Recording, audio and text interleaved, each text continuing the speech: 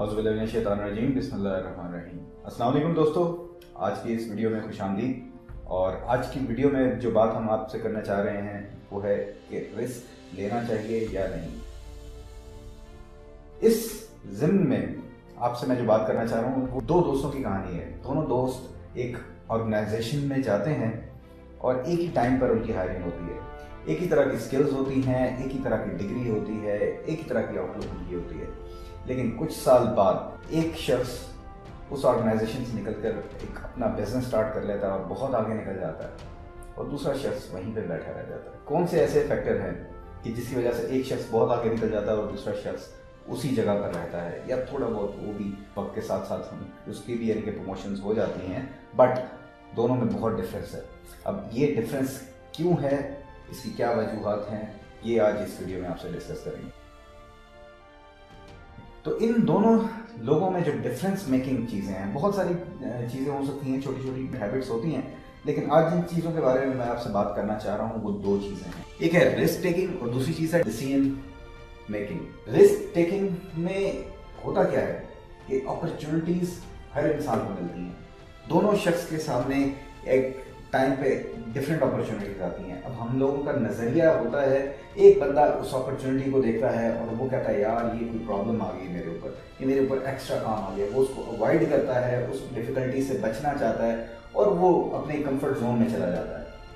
جبکہ اسی ڈیفیکلٹی کو دوسرا بندہ وہ دیکھتا ہے اور وہ کہتا ہے کہ یہ اپرچونٹی ہے، اسی چیز کے لیے میں ویٹ کر رہا تھا، اور وہ اس اپرچونٹی پر لپکتا ہے اور اس کو اتنا زبردست طریقے سے پورا کرتا ہے کہ وہاں سے جب وہ باہر نکلتا ہے تو he is shining like a star. تمام تر لوگ دیکھتے ہیں کہ یار کتنا زبردست طریقے سے اس نے اس اپرچونٹی کا فائدہ اٹھایا ہے،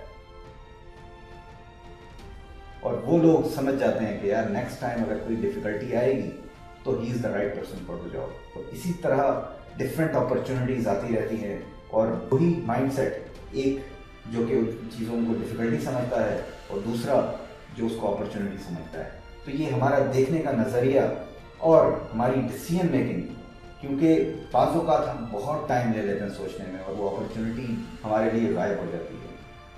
تو اس لیے جو لوگ آگے جاتے ہیں، لیڈرز جو ہوتے ہیں، وہ سوچ لیتے ہیں کہ یار یہ جو اپرچونٹی ہے یہ مجھے آگے لے کے جائے گی تو میں آج ہی اس پر کام کر لوں، وداؤٹ تھنکنگ مچ وہ لپک پڑتے ہیں اس پہ۔ اور جو لوگ زیادہ رسک نہیں لیتے، ڈیسیژن نہیں لیتے، وہ اسی جگہ پر رہ جاتے ہیں۔ تو اس لیے اس ویڈیو کا مقصد یہ ہے کہ میں آپ لوگوں کو بتاؤں کہ کتنا ضروری ہے اپرچونٹیز کو اویل کرنا۔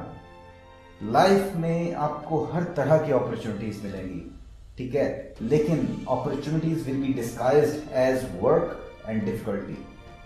آپ کو آپ کے کمفرٹ زون کو چھوڑنا ہوگا، کمفرٹ زون سے نکلنا ہوگا اور ان اپرچونٹیز کو گریب کرنا ہوگا، کیونکہ کمفرٹ زون میں رہتے ہوئے آپ جو بھی کر رہے ہو اس کا رزلٹ وہی ہے جو کہ آپ کو مل رہا ہے۔ اگر کچھ ایکسٹرا کرنا ہے تو پھر آپ کو ان اپرچونٹیز پر جمپ کرنا ہوگا اور اپنے آپ کو منوانا ہوگا، تبھی آپ کو کوئی بڑا رزلٹ ملے گا۔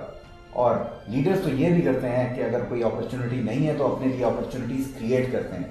اللہ تعالیٰ آپ کی مدد کرنے کے لیے تیار ہے۔ یقین رکھیں کہ آپ کچھ بڑا کرنے کے لیے یہاں پر آئے ہیں۔ اللہ تعالیٰ نے اگر اس زندگی کا تحفہ آپ کو دیا ہے تو وہ کچھ آپ سے بڑا کام کروانا چاہتا ہے۔ زندگی کا مقصد اپنے جانیں اور چھوٹی موٹی چیزوں میں اپنے آپ کو انڈلج کرنا چھوڑ دیں، بڑی چیز کو پکڑیں، بڑے گولز رکھیں، بڑے ایمز رکھیں اور اپنے آپ کو چیلنج کریں۔ یہ زندگی بہت ضروری ہے، جو وقت آپ کے پاس ہے یہ بہت ضروری ہے۔ اللہ تعالیٰ آپ کی مدد کرنے کے لیے ہر وقت تیار ہے، بس چاہیے تو ہمیں اپنے آپ کو چیلنج کرنا ہے، ہمیں اپنے آپ پر یقین کرنا ہے کہ نہیں، میں کچھ بڑا کرنے کے لیے آیا ہوں اور میں یہ بڑا کام کر سکتا ہوں۔ اس یقین کے ساتھ جب آپ چیزوں کو اپروچ کریں گے تو کوئی بھی ڈیفیکلٹی آپ کے سامنے ٹھہرے گی نہیں۔ اپنے اوپر یقین رکھیں اور جیسے ہی کوئی ڈیفیکلٹی آئے اس کو ڈیفیکلٹی نہیں اپرچونٹی سمجھیں، اور آگے اگر مزید آگے بڑھنا چاہتے ہیں، بہت آگے بڑھنا چاہتے ہیں تو اپرچونٹیز کریٹ کریں، اپنے آپ کو ٹف ٹائم دیں، اپنے لیے ڈیفیکلٹیز کو ویلکم کریں، اور پھر دیکھیں کہ لائف کتنا بڑا ریوارڈ آپ کو دے گی۔ اپنا خیال رکھیے گا، کل انشاءاللہ ایک نئی ویڈیو میں آپ سے دوبارہ ملاقات ہوگی۔ اللہ حافظ، پاکستان زندہ باد۔